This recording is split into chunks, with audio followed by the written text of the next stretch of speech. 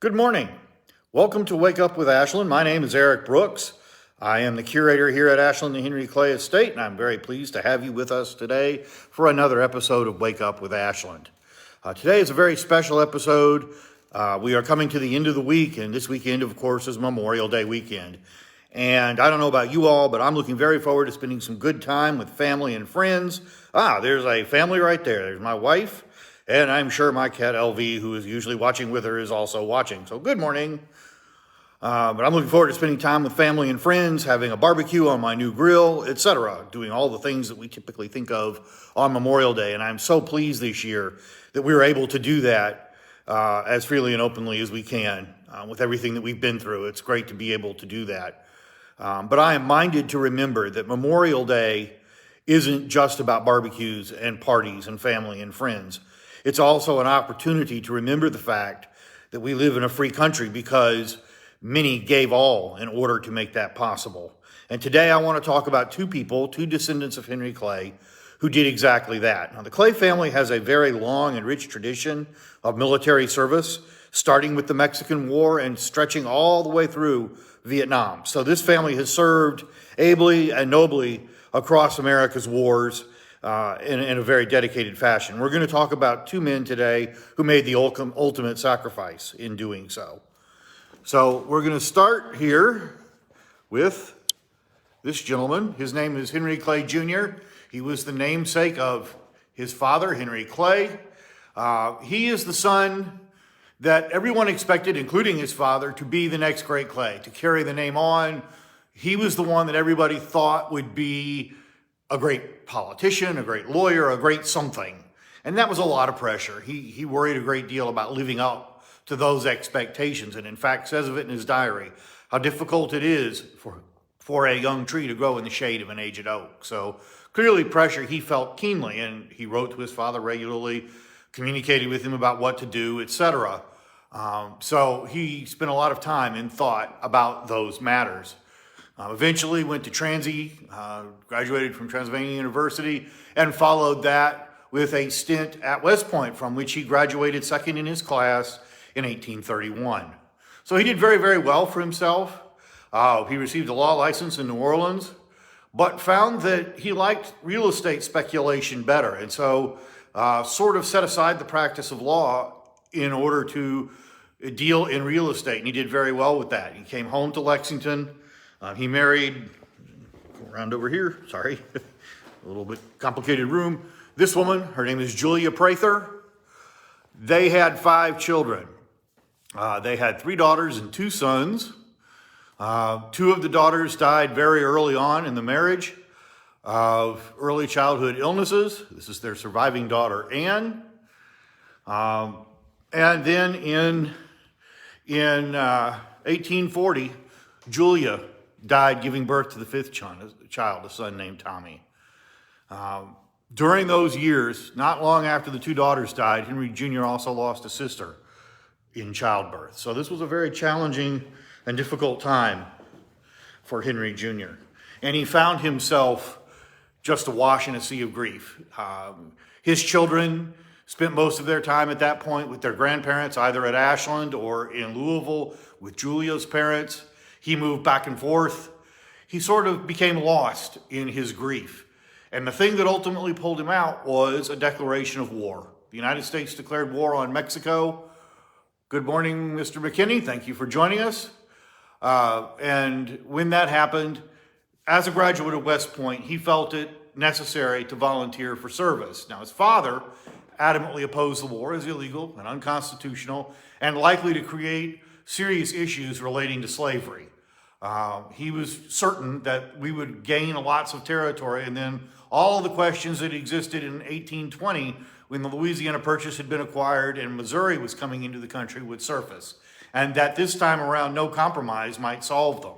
And essentially he was correct. I mean, the ultimate result of this was the Civil War. But Henry Jr. went off to war. He signed up and was appointed second in command and lieutenant colonel of the 2nd Kentucky Volunteer Infantry. Their unit mustered in Louisville. Clay set off. We have some things that he took with him. This is Henry Clay Jr.'s sword, or at least we think it is. For a long time, there's been some question as to whether it was presented after. And the principal reason for that is that there are lots of letters written to the family about Henry Jr. after he dies that talk about his effects coming home, and this is never mentioned. But we think it is, in fact, the sword. And the reason for that, I don't know if you can see it right there. There's a crease in the scabbard. Good morning, Barbara. Thank you for watching. And the general theory is that that crease came from blocking a Spanish saber. So it appears to show evidence of use in combat. These are Henry Jr.'s holsters. These were meant to be carried on a saddle. Although he served in an infantry unit, he was an officer and therefore was mounted so as to be able to command his men and move very quickly and efficiently across lines. So these would have been carried on his saddle.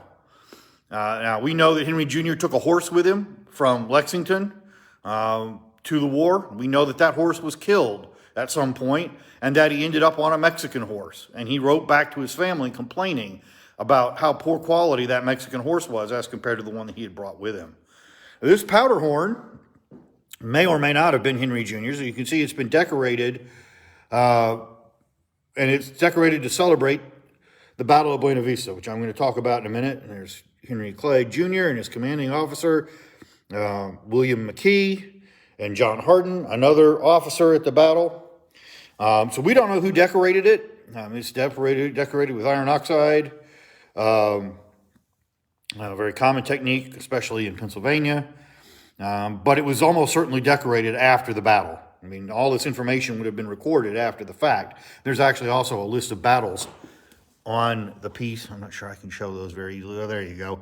That show you some of the battles these men saw service at. So probably someone else who served with Henry Jr. did this and presented it to the family as a memento. This is Henry Jr. in his uniform, Lieutenant Colonel Henry Clay Jr. You can see there in this engraving. I want to talk about this person as well. This is a very interesting story that is a very important story to remember when we think about Henry Jr. and the Mexican War. This man's name is John Henry Clay. John Henry Clay ultimately lived in the Louisville area. He has descendants living today.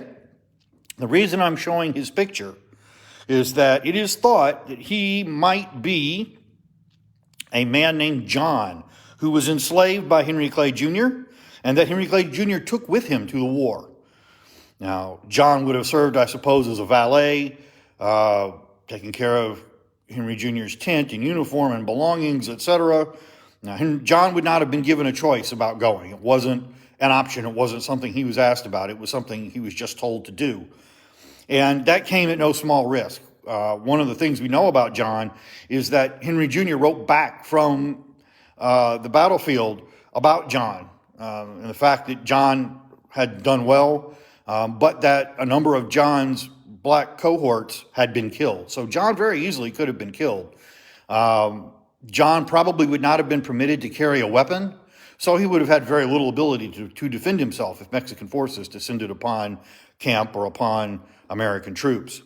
Now, we are still doing research to try to understand what happened to John. We know that when Henry Clay left for the battle, for war, he did a will. And in that will, he lists his assets. One of the assets listed is this enslaved man, John. So clearly, Henry Jr. acknowledges enslaving him before the war. We have the letter during the war. What we don't know is how he made it back from the war, if and assuming he did, if this is actually John. We're still trying to sort through those records, and we'll need to look at things like whether there's a settlement of the estate that lists the disposition of John. As an enslaved person, he would have been an asset of the estate and would have been distributed in some way, given to a family member, sold, potentially emancipated. Nothing in Henry Jr.'s will specifies what was to happen to him. So it's important to remember men like John who were forced to go to these wars without choice and without even the benefit necessarily of being able to defend themselves. And this is a practice that continued into the Civil War. So Henry Jr. goes off to war and for a long time finds himself rather bored. There's not a lot of action. He dislocates an arm when he's thrown from his horse. He battles illness, as most of the troops do, being in a foreign climate, far from home, and being camped en masse in camps that often weren't terribly sanitary. So he suffers a lot of illness, but eventually in early 1847, they start seeing action in and around Monterrey, Mexico. That action eventually culminates in the Battle of Buena Vista. And good morning, Jason. Thank you for watching. This is an engraving of the battle. This was actually given to Henry Clay by the engraver as a gift, a man by the name of H.R. Robinson. He gave it to Henry Clay after the battle in memory of his son. We actually do have a key for it that tells exactly all of the troops.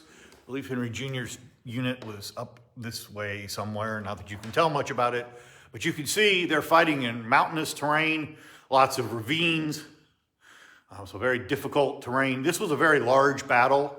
The U.S. forces were significantly outnumbered by the Mexican forces, and it became a momentous victory. It became the victory that turned the tide of the whole war. It made Zachary Taylor a household name back in the States and ultimately helped him win the presidency, even over Henry Clay, a subject that I'm sure was a very sore point for Henry Clay. This battle was fought on February 22nd, 23rd, 1847. Initially, the Mexicans held their own, but eventually the United States started to drive them back. And on the 23rd, Henry Jr. was leading his troops in pursuing what he thought was a retreating Mexican force. At some point, that force turned and attacked. And when it did, his troops came under furious fire, and he was shot in the leg and fell to the field. When that happened, his men came to his aid. And when they did, Henry Jr. immediately realized that they were at risk of being overrun and being killed themselves. So here's a picture, an engraving of this moment. Henry Jr. hands a pair of pistols that he had taken with him to this man, Captain Cutter, and tells Cutter, "Take these back to my father. I've done all I can with them."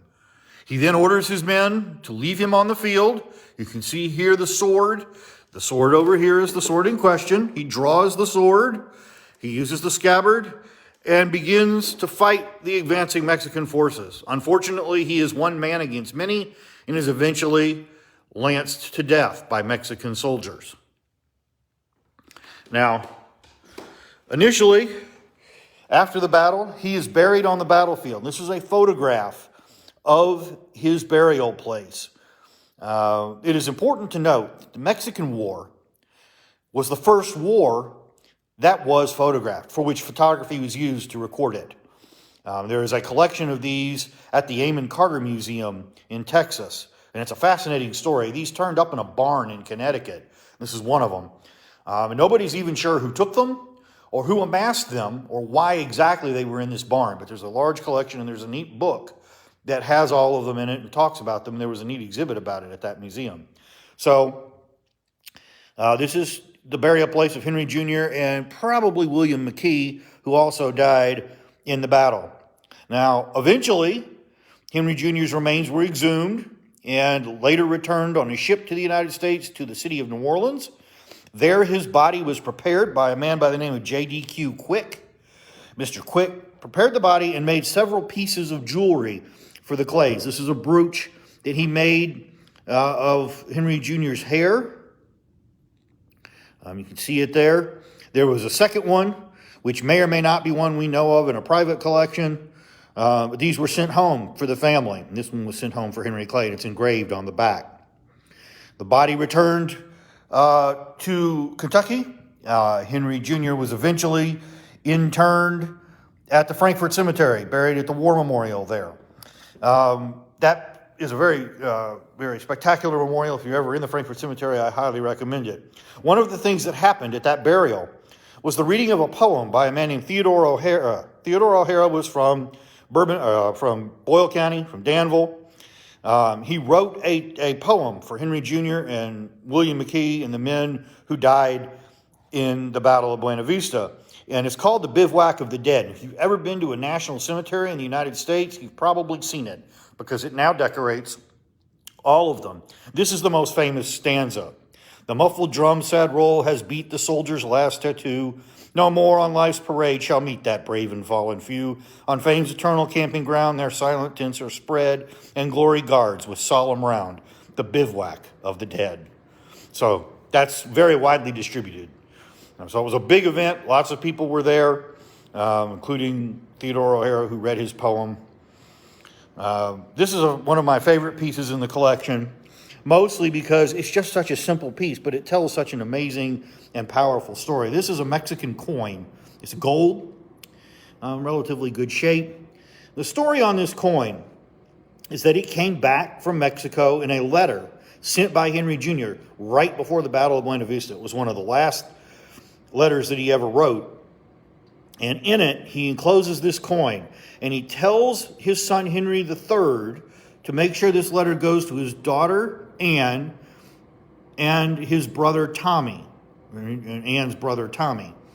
And he says that this coin is a gift for Tommy, a Christmas present, and that he thinks Tommy will like this shiny coin.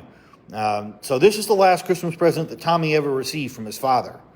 In fact, by the time Tommy opened this letter and received this, most likely his father was already dead. So it's a very sad piece in many ways, but it's a very powerful piece as well. And that's one of my favorites in the collection. Now, for many years after Henry Jr.'s death, there were reunions of veterans. You can see here a ribbon. This is from 1895. His daughter regularly attended these. Hi, Sue. Hello, Katrina. Welcome. She was a guest at many of these, presented with pieces of the flag under which they served, etc. This one was September 20, looks like 1898, in Harrodsburg. There was actually one of these here at Ashland, or here in Lexington. They were in a number of places. And there are Henry Jr. and his commanding officer, William McKee. Now, they are both buried in Frankfort at the War Memorial. You're most welcome, Katrina. We're glad we could be here today. Now, in addition to Henry Jr., there is another member of the family who gave the ultimate sacrifice, and his name is Henry Clay III. He is the son of Henry Clay Jr. As I mentioned, Henry Clay Jr. and his wife had 5 children. Henry III was the eldest. He was born in 1833. In the next about 5 years, 3 sisters were born, 2 of whom died in very early childhood. His mother died when Henry III was 7. His father died when he was 14. And this left Henry Jr., or Henry III, living primarily with his grandparents at Ashland and occasionally in Louisville. His siblings spent a lot of their time, from the time their mother died, really, with their grandparents. So there was a lot of moving back and forth, and I think some instability in his life, and that contributed to some personality traits that did not serve him well. Henry III was a child that was often described as rude and selfish, surly, lazy. So he had some traits that weren't good, and they cost him. They made his life harder than it otherwise would have been, and I think a lot of it stems from all of this instability in the early years of his life. In 1848, 1849, Henry III went with his uncle James B. Clay to Portugal, where his uncle was serving as charge d'affaires. His uncle enrolled him in a school there. The hope was this would be an opportunity to get away from everything, to make a new start, maybe to begin something that would result in greater success later on. Unfortunately, didn't work out very well. He eventually, because of his rudeness and selfishness, angered his aunt and uncle so badly that they sent him home. At that point, he was sent by his grandfather. His grandfather pulled strings and got him an appointment to West Point, like Henry Jr. Unfortunately, Henry III did not do nearly so well.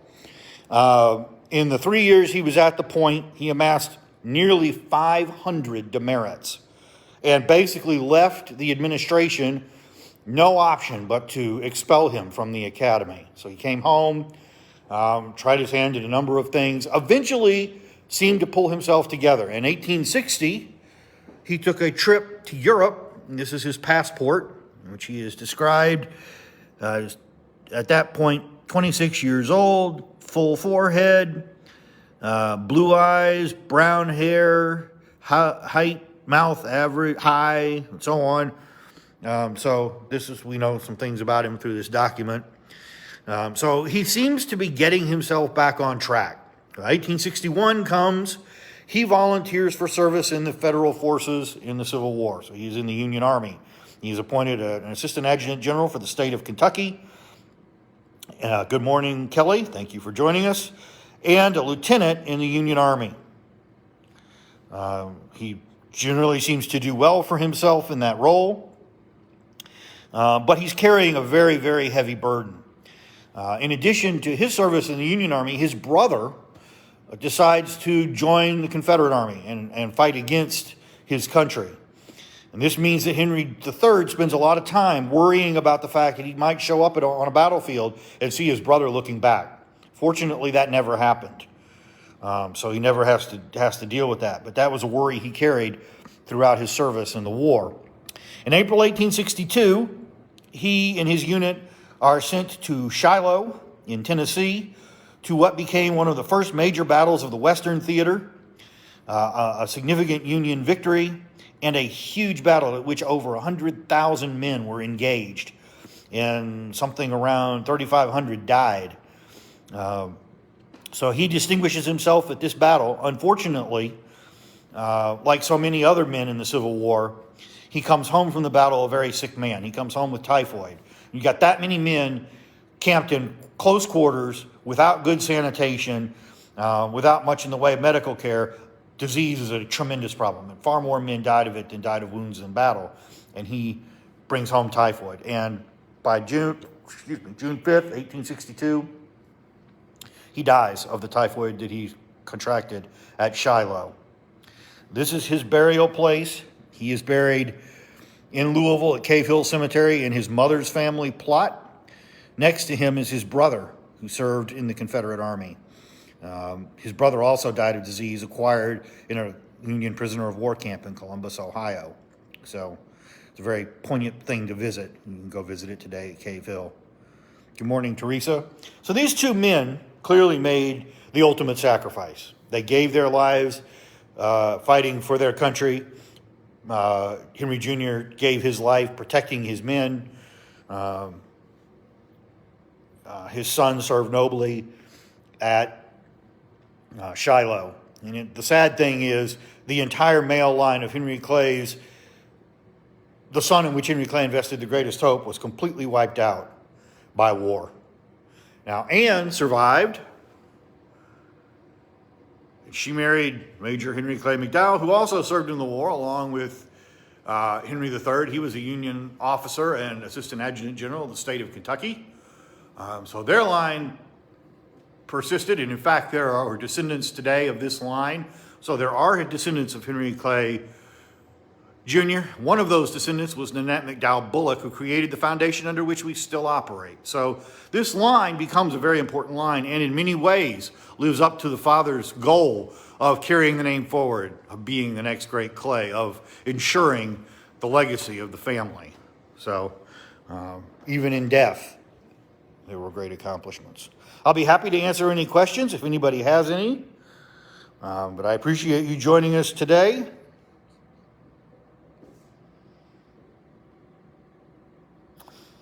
Good morning, Brad. Nice to see you. Good morning, Jason.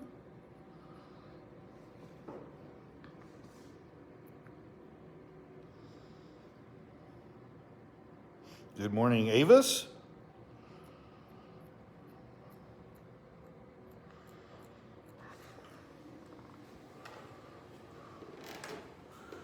Thank you, Sue. I appreciate the compliment. Good morning, Annette.